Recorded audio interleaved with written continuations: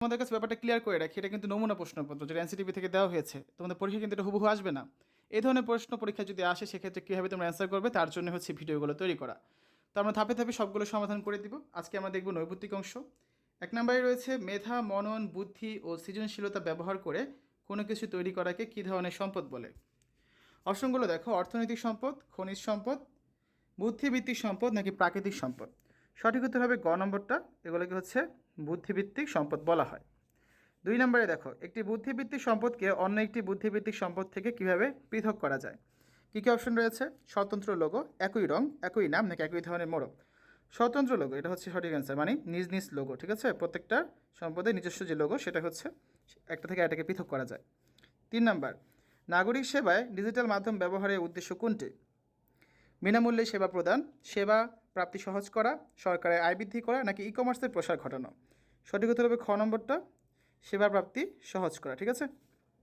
4 নম্বর, ই কমার্সের ক্ষেত্রে কোনটি অবশ্যই প্রয়োজন? ক্রেতা ও বিক্রেতার ব্যাংক অ্যাকাউন্ট, ক্রেতার ডিজিটাল মাধ্যম ব্যবহারের সক্ষমতা, বিক্রেতার ডিজিটাল মাধ্যম ব্যবহারের সক্ষমতা, ক্রেতা ও বিক্রেতা উভয় ডিজিটাল মাধ্যম ব্যবহারের সক্ষমতা। সঠিক উত্তর হচ্ছে ক নম্বরটা, যে ক্রেতা এবং বিক্রেতার ব্যাংক অ্যাকাউন্ট হচ্ছে এক্ষেত্রে অবশ্যই প্রয়োজন। নিচের অনুচ্ছেদটি পড়ে 5 ও 6 নং প্রশ্নের উত্তর দাও। মিসেস সোহিলি একজন চাকুরিজীবী। চলতি মাসের গ্যাস বিল প্রদানের শেষ তারিখ আজ। ব্যস্ততার কারণে তিনি গ্যাস বিল পরিশোধ করতে ভুলে গেছেন। আজ অফিসে বিষয়টি মনে হয় তিনি ইন্টারনেট ব্যবহার করে তার মোবাইলের একটি অ্যাপের মাধ্যমে গ্যাস বিল পরিশোধ করলেন।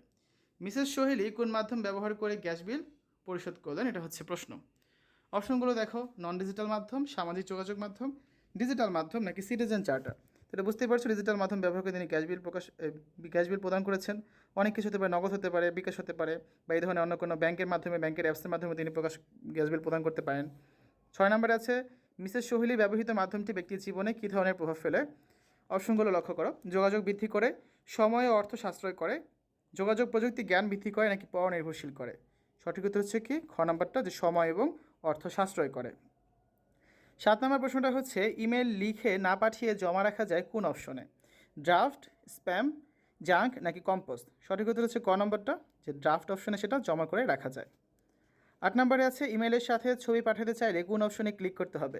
ইনসার্ট, সাবজেক্ট, বডি নাকি সিসি।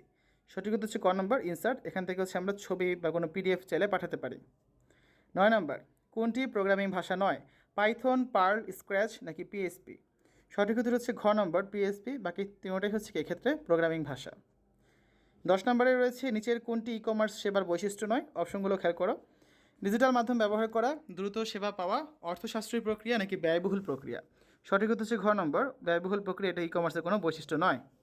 তারপর 11 নম্বরে রয়েছে, বিদ্যালয়ের প্রধান শিক্ষকের নিকট থেকে অগ্রিম ছুটি নিতে আমরা কী করব। অপশনগুলো হচ্ছে, ফোন করব, আবেদনপত্র লিখবো, এসএমএস করব নাকি চিঠি লিখবো। অবশ্যই আমরা হচ্ছে আবেদনপত্র বা অ্যাপ্লিকেশন বা দরখাস্ত যেটা বলো সেটা লিখবো। ঠিক আছে।